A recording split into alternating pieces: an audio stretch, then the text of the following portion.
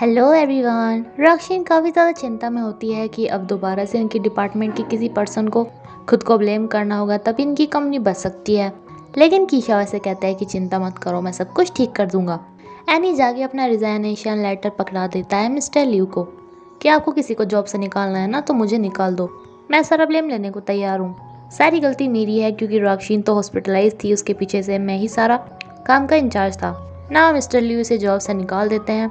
जब रॉक्सिन को इस बारे में पता चलता है कि इसने सारा ब्लेम अपने ऊपर ले लिया है, तो इस पर काफ़ी ज़्यादा गुस्सा होती है कि तुमने ये सब बोलने से पहले मेरे से एक बार पूछना भी ज़रूर नहीं समझा। तो ईशा इसे बताता है कि अरे मैं तो पहले से ही अपनी नौकरी छोड़ने वाला था, मैंने पहले से ही लेटर तैयार कर रखा था। तो एक तीर से दो निशाने हो गए। खैर किसी तरह इसका एक गुस्सा ये शांत कर देता है। रॉक्सिन को ये फील ना हो कि अब कीशा उसके साथ काम नहीं करता, इसलिए इसके पास सुबह सुबह मैसेज करता है और अपने आप ही यहाँ पे आके पोज बना के खड़ा हो जाता है।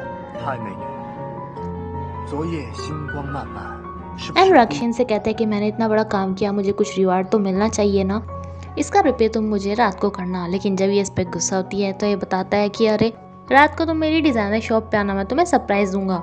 एंड अब ये कुछ ज़्यादा ही रोमांटिक होता जा रहा था, लेकिन रॉक्सिन इसके सपनों पे पानी फेर देती है। रॉक्सिन के लिए अब एक नया असिस्टेंट ज्वाइन होना था, तो कीशा से कहता है कि कोई फीमेल असिस्टेंट ही रखना। कीशा अपने शॉप के लिए बहुत सारे डिज़ाइन बनाता है, अपने फ्रेंड से पूछता है कि इनमें से कौन सा बेस्ट रहेगा। एंड सोयंग एडवाइस देता है कि मुझे क्या पता, सीजे से पूछो क्योंकि वो लड़की है। सीजे को इनमें से कोई भी डिज़ाइन अच्छा नहीं लगता। एक कस्टमर के पॉइंट ऑफ व्यू से इसे बताती है कि अगर तुम्हारा डिज़ाइन से सुंदर होगा तब कस्टमर इतना ध्यान नहीं दे पाएंगे, लेकिन अगर उसमें कोई अलग से फीचर होगा तब ज़्यादा दे पाएंगे। क्यों ना तुम रॉक्सिन को सोच के कोई डिज़ाइन बनाओ। रॉक्सिन मिस्टर शू से हेल्प मांगती है कि इसे कुछ लोगों की ज़रूरत पड़ेगी एंड हर एक कस्टमर के पास जाके उनके एक्सपीरियंस के बारे में पूछने लगती है कार के साथ। यह बात फिर से ट्रेंड में आ जाती है, इनकी सेल्स फिर से बढ़ जाती है, जो कि मिस्टर लियो को बिल्कुल अच्छी नहीं लग रही थी। इसे काफ़ी गुस्सा आ रहा था कि मिस्टर शू हमेशा ही रॉक्सिन की साइड क्यों लेते हैं। कीशा का मूड था कि आज रात ये रॉक्सिन के साथ डिनर करे, इसलिए इसके घर आने से पहले ये खाना बनाना स्टार्ट कर देता है। लेकिन रॉक्सिन की जगह उसकी मम्मी यहाँ पे आ जाती हैं, जिसे देख के काफ़ी घबरा जाता है कि अब मैं इसकी मम्मी को क्या बोलूँगा कि इसके घर में मैं खाना क्यों बना रहा हूँ, वो भी जबकि वो है भी नहीं। तो ये बताता है कि अभी वो सब्ज़ी लेने गई है, उन्हें वो वाली डिश बनानी नहीं आती थी, इसलिए उन्होंने मेरी हेल्प ले ली। एंड रॉक्सिन के आने पे ऐसे भी कहता है कि तुम सब्जी लेने गई थी, लाई नहीं। अब रॉक्सिन की मॉम की वजह से इनका डिनर प्लान कैंसिल हो जाता है।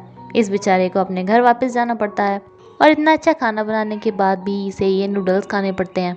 रॉक्सिन इससे आके पूछते हैं कि तुम इतने ज़्यादा कंफ्यूज क्यों हो गए थे, पहले भी तो तुमने मेरे लिए खाना बनाया है, घर पे आए हो। तो ये कहता है कि अब हमारी रिलेशनशिप चेंज हो गई है ना, इसलिए।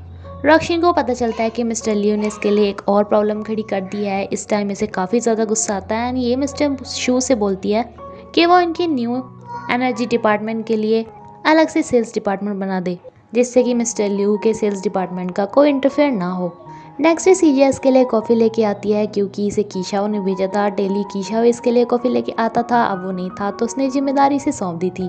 एंड रॉक्सिन इसे बताती है कि अगर हमारे में सेल्स डिपार्टमेंट खुल गया ना, तो मैं तुम्हें अपने डिपार्टमेंट में शिफ्ट कर लूँगी। रॉक्सिन से पूछा जाता है कि इसके न्यू असिस्टेंट के लिए इसकी क्या क्या क्वालिटीज़ होनी चाहिए, तो एक क्वालिटीज़ के साथ ये बताती है कि वो लड़की होनी चाहिए। तभी इसे पता चलता है कि इसके स्कूल टाइम का फ्रेंड यूताओ इनके शहर में वापस आ गया है, जो कि इसकी मम्मी का फेवरेट स्टूडेंट था। रीयूनियन के लिए सभी इकट्ठा होते हैं। यूताओ का 2 साल पहले अपनी वाइफ से डिवोर्स हो चुका है क्योंकि ये हमेशा ही काम में बिजी रहता है एंड इस बात का कोई रिग्रेट भी नहीं है कि इसकी वाइफ ने उसे डिवोर्स दे दिया। ये रॉक्सिन को पहले से ही काफ़ी लाइक करता था एंड अब डिवोर्स के बाद ही दोबारा से कुंवारा हो गया था। एंड जब इसे पता चलता है कि रॉक्सिन ने अब तक शादी नहीं की है, तो ये कहता है कि मैं जब इस शहर को छोड़ के गया था तो हमने मजाक में कहा था कि वापस आने तक अगर हम दोनों सिंगल रहे तो हम शादी कर लेंगे। सभी लोग इस बात को ही बोलने लगते हैं, लेकिन रॉक्सिन बता देती है कि नहीं नहीं, मेरा अब एक बॉयफ्रेंड है, मैं सिंगल नहीं हूँ।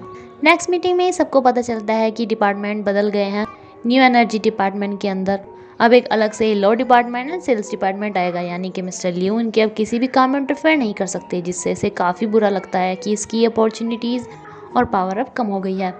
रॉक्सिन जब कीशा को बताती है कि जब मिस्टर लियो को ये बात सुनने में आए तो उसका मुंह तो इत्तू सा हो गया था, तो कीशा भी कहता है कि काश मैं भी वहाँ पे होता, पर चलो कोई बात नहीं। रॉक्सिन लिफ्ट में मेकअप कर रही थी, तो ये सब अंदाज़ा लगाती है कि पक्का ये किसी डेट के लिए जा रही है। एंड जब ये देखते हैं कि कीशाओ के पास जा रही है, तो ये सब मजाक उड़ाने लगते हैं कि अरे ये तो इसका वही असिस्टेंट है। अब जब रॉक्सिन की मोम को पता चलता है कि इनका फेवरेट स्टूडेंट जो कि अब्रॉड में जॉब करता है वो यहाँ पे वापस आया है, तो बस इसे लग जाती है कि ये अपनी बेटी को उससे मिलवाएगी, इनकी बात कराएगी। यानी राक्षिन को बताती है कि उसने हमें डिनर पे इनवाइट किया है तो तुम्हें पक्का आना है। राक्षिन मना भी करती है, बट इसकी मॉम हमेशा की तरह नहीं मानती। कीशाओ को काफ़ी ज़्यादा जेलसी फील होती है। एनी कहते हैं कि मैं भी तुम्हारे साथ जाऊँगा।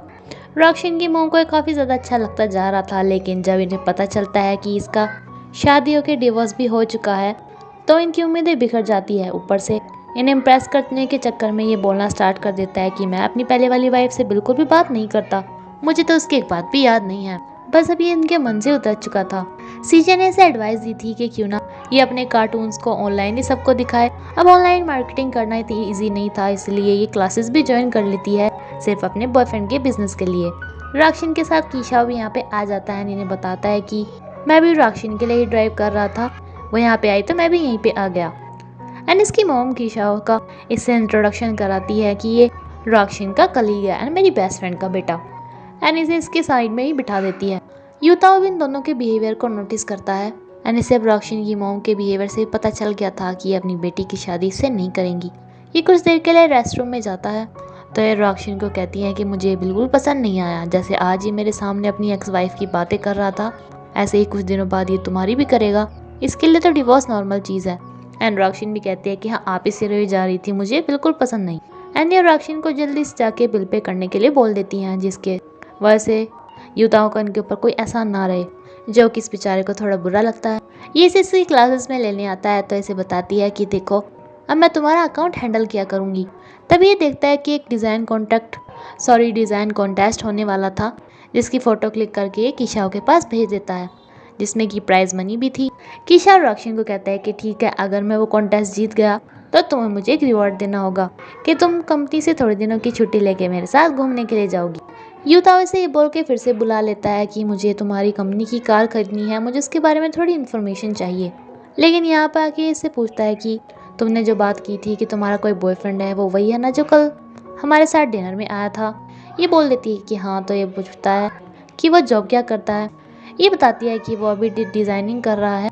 तो ये कहते हैं कि मुझे नहीं पता था कि तुम इतनी अच्छी बिजनेस वूमेन हो, आगे की सोचने वाली। तुम ये नहीं सोचोगी कि तुम्हारा हस्बैंड भी तुम्हारी की तरह परफेक्ट होना चाहिए। लेकिन राक्षिन बोल देती है कि वो मेरे लिए परफेक्ट ही है। सीजे आज इसके पास नहीं आई थी तो ये कंपनी के कॉफ़ी बार में जाती है, लेकिन ये भी इसे कॉफ़ी फ्री में देती है क्योंकि कीशाओ ने इसके साथ भी बात कर रखी थी। एंड राक्षिन से कहती है कि तुमने मेरे पीछे कितने जासूस लगा रखे हैं। इन्हें पता चलता है कि जो इनके डिपार्टमेंट के अंदर अलग से लीगल एंड सेल्स डिपार्टमेंट बनने जा रहे हैं, उसके लिए मिस्टर शू किसी लीडर को भेज रहे हैं जो कि एक लड़की है। अब इन्हें चाहिए था कोई ऐसा लीडर जो कि मिस्टर लियू से पूरी टक्कर ले सके। एनी हेड होती है लीसा, जिसका जिक्र पहले भी आया है। ये शायद मिस्टर शू की एक्स गर्लफ्रेंड थी। मीटिंग के दौरान मिस्टर लियू लेट होते हैं, ये सोच के कि मैं तो VIP हूँ, कभी भी जा सकता हूँ। बट ये आके बोलती हैं कि आई होप कि आप आगे से लेट नहीं होंगे, क्योंकि हमारे पास भी काफ़ी कम टाइम होता है। ये आज आके अपने सारे फैसले सुना देती है, जो कि मिस्टर लियू को काफ़ी ज़्यादा बुरे लगते हैं। मिस्टर शू ने इसे बोल के ही भेजा था कि अगर तुम्हें कंपनी के बारे में कुछ भी जानकारी चाहिए हो तो राक्षिन से पूछ लेना। ये सबको देखकर राक्षिन आज काफ़ी ज़्यादा खुश होती है कि आज मिस्टर लियू की बोलती बंद हो गई। ये कीशाओ को आज डेट के लिए बुलाती है।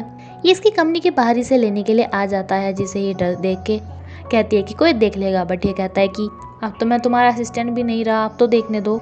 राक्षिन इसे एक मारती है, लेकिन ये तो बहाने ही ढूंढता रहता है राक्षिन के पास आने का। खाना खाने के बाद ये बिल पे करने जाता है तो इसे पता चलता है कि राक्षिन ने पहले ही बिल पे कर दिया, जो कि इसे काफ़ी ज़्यादा बुरा लगता है। ये इसे कहता है कि अगर तुमने बिल पे कर दिया तो मुझ में उस यूताओं में क्या फ़र्क रह गया, तुमने उसका भी बिल पे किया था उसे दिखाने के लिए। तो राक्षिन से कहती कि चलो आखिरी बार था, अब नहीं करूँगी। देन ये मूवी देखने जाते हैं एंड सुयान इसे बताता है कि तुम जो वो हॉरर मूवी देखने जा रही हो ना, वो काफ़ी ज़्यादा अच्छी है, जिससे डर के सीजे भी मेरे पास आ गई थी।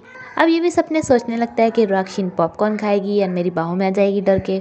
लेकिन पहला झटका जब लगता है जब राक्षिन से बताती है कि वो पॉपकॉर्न नहीं खाती, एंड दूसरा कि इसे डर तो बिल्कुल भी नहीं लगता, बल्कि इससे ज़्यादा कीशाओ डर रहा होता है। इसका मूड काफ़ी ऑफ हो जाता है कि कुछ भी नहीं हो पाया।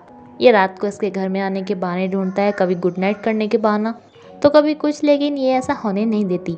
कीशाओ को पता चलता है कि आज सुयान के पेरेंट्स यहाँ पे आए हैं। इन्हें बाहर होटल में रहना पड़ता है, इसलिए कीशाओ इन्हें कहते हैं कि आप मेरे रूम में रह लेना। एंड आके खड़ा हो जाता है इसके गेट पे कि मुझे सुयान ने घर से निकाल दिया क्योंकि उसके पेरेंट्स यहाँ पे आ गए हैं। ना राक्षिन को इसे अपने घर में शरण देनी पड़ती है। इसके पापा इसे काफ़ी लेक्चर सुनाते हैं कि तुम इतना ओवर टाइम करते हो, तब जाके तुम्हें इतने कम पैसे मिलते हैं, इससे अच्छा हमारे साथ चलो और सिविल सर्विस ज्वाइन कर लो। लेकिन आज ये बता देता है इन्हें कि मैं वो बिल्कुल नहीं करूँगा जिसमें मुझे इंटरेस्ट नहीं है। इसकी पापा तो इसकी साइड नहीं लेते, लेकिन मम्मी इसके साथ काफ़ी अच्छे से बात करती है एंड ये इन्हें बताता है कि मैं जिस लड़की के बारे में आपसे बात किया करता था वो मेरी गर्लफ्रेंड बन गई है।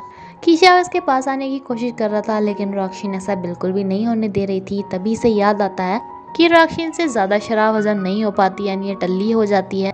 इसलिए इसे कहता है कि मुझे थोड़ी ड्रिंक करनी है। देन इसे कभी ये बोल के कि मेरी गर्लफ्रेंड बनने के लिए थैंक यू पिलाता है, तो कभी मूवी अच्छी है इसलिए पिलाता है। लेकिन इसे तो नशा हो ही नहीं रहा था। तो ये कहता है कि तुम कब से इतनी ड्रिंक करने लग गई। ये बताती है कि मुझे सिर्फ तभी चढ़ती है जब मैं सैड होती हूँ एंड तो मुझे जानबूझकर पिला रहे थे ना।